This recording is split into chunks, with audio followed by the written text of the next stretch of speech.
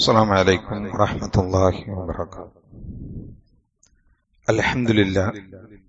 അൽഹംദുലില്ലാഹി റബ്ബിൽ ആലമീൻ വസ്സലാത്തു വസ്സലാമു അലാ റസൂലിഹിൽ അമീൻ വഅലാ ആലിഹി വസഹ്ബിഹി അജ്മഈൻ. അമ്മാ ബഅദ്.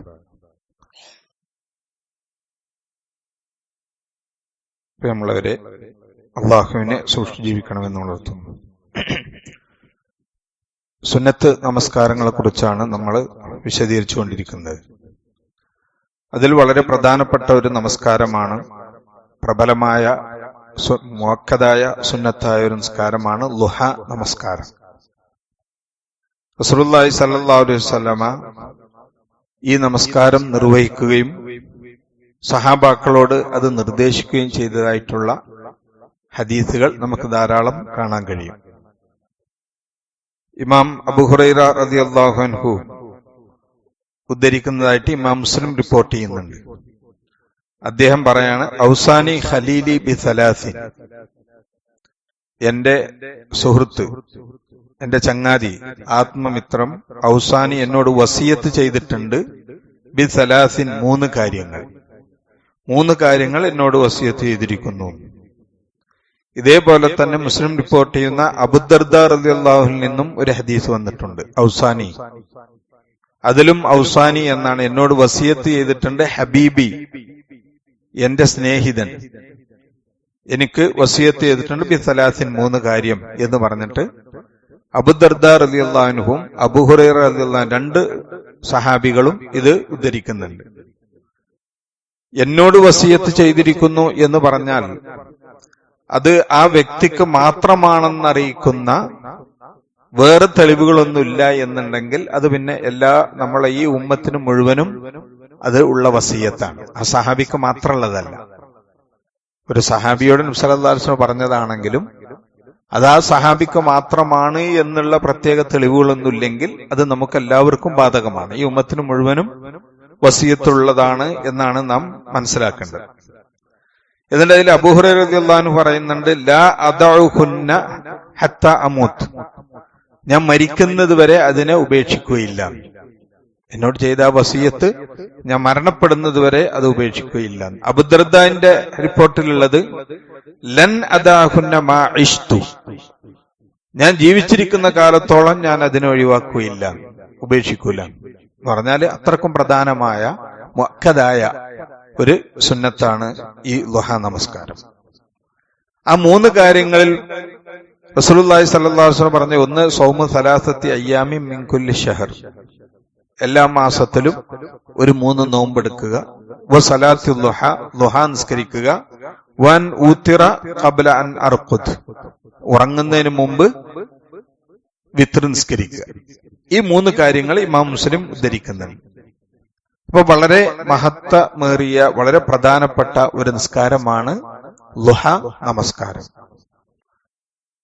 അബൂദർ റളിയല്ലാഹു അൻഹു റിപ്പോർട്ട് ചെയ്യുന്ന ഹദീസിൽ തന്നെ മറ്റൊന്ന് കാണാൻ കഴിയും. റസൂലുള്ളാഹി സ്വല്ലല്ലാഹു അലൈഹി വസല്ലം പറഞ്ഞു, യുസ്ബിഹു അലാ കുല്ലി സുലാമ മിൻ അഹദിക്കും സദഖ, നിങ്ങൾ ഓരോരുത്തരുടെയും എല്ലിന്റെ, അതായത് എല്ലിന്റെ സന്ധികൾ, ആ സന്ധികൾക്കും നേരം പുലർന്നാൽ അവ ചലിപ്പിക്കാൻ നമുക്ക് കഴിവ് തന്ന അള്ളാഹുവിന് നന്ദിയായിട്ട് ഒരു സദഖകൾ നിർവഹിക്കേണ്ടതുണ്ട്.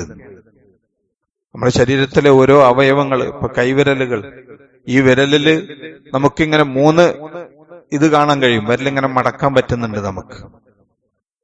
ഈ വിരല് മടക്കാൻ പറ്റാതെ ഇങ്ങനെ നിവർത്തിക്കൊണ്ട് തന്നെയാണെന്നുണ്ടെങ്കിൽ ഈ വിരലുകൊണ്ട് നമുക്ക് എന്തുപയോഗമുള്ളത്? അപ്പൊ ഇത് മടക്കാൻ നമുക്ക് കഴിവെന്നത് സന്ധികൾ ഉള്ളത് കൊണ്ട്, പേശികളും സന്ധികളും. അതുപോലെ ഓരോ അവയവത്തിനും അതൊക്കെ നമ്മൾ ഇങ്ങനെ മടക്കാനും അതിനൊക്കെ നമുക്ക് ഉപയോഗിക്കുന്നു. ഇപ്പൊ ഒരു വിരല് മാത്രം അനക്കുന്നില്ലെങ്കിൽ ഉള്ള പ്രയാസങ്ങൾ എന്ന് ആലോചിച്ച് നോക്കും. ഇങ്ങനെ ശരീരത്തിലെ ഓരോ അവയവത്തിനും അള്ളാഹു നമുക്കിത് കനിഞ്ഞരുളിയതിന് അള്ളാഹുവിനോട് നമ്മൾ നന്ദി കാണിക്കേണ്ടതുണ്ട്.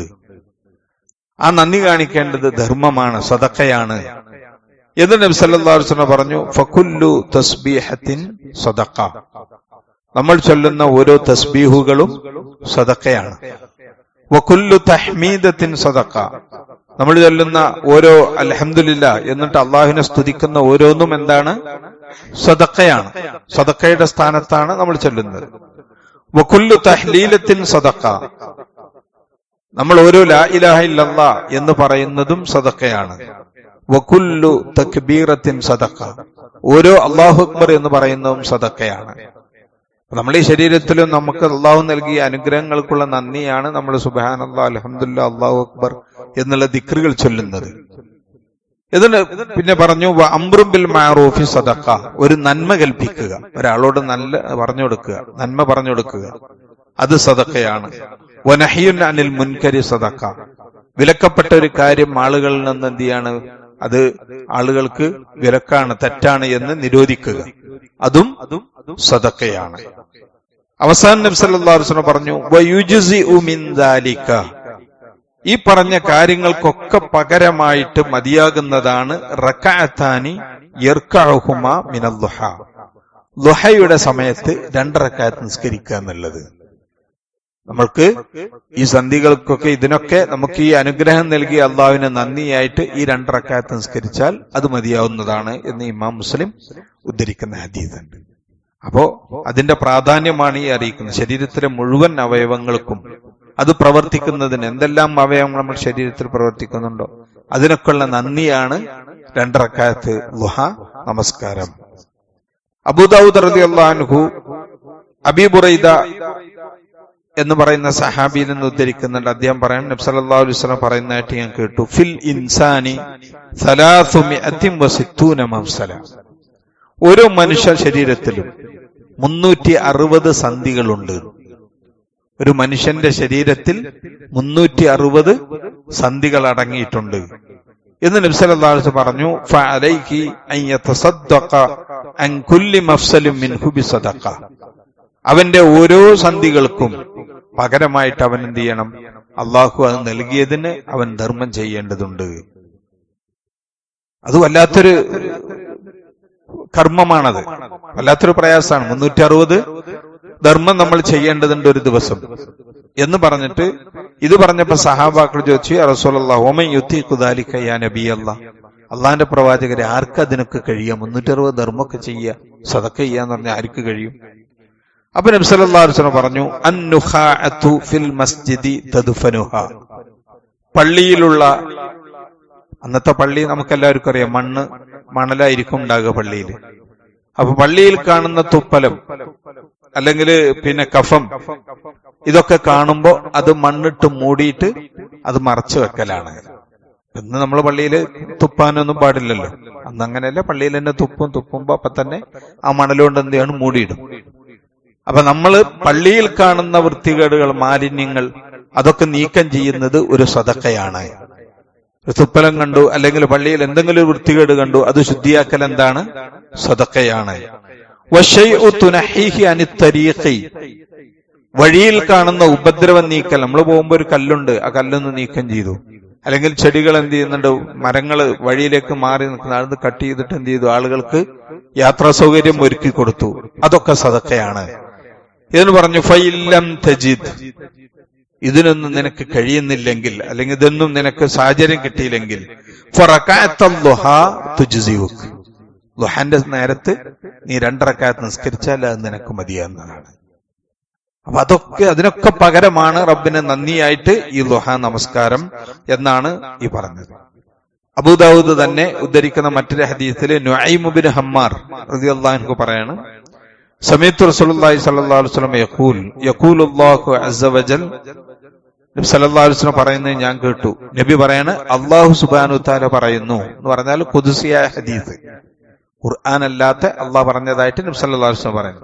യബ്ന ആദം, ഓ മനുഷ്യ, ലാ തുഅ്ജിസ്നി മിൻ 4 റകഅത്തിൻ ഫി അവ്വലി നഹാരിക്, നിന്റെ പകലിന്റെ ആദ്യത്തില് ഒരു 4 റക്അത്ത് നിസ്കരിക്കാൻ നീ എന്ത് ചെയ്യാണ്, പിന്നെ അത് നഷ്ടമാക്കരുത്, നഷ്ടപ്പെടുത്തരുത്.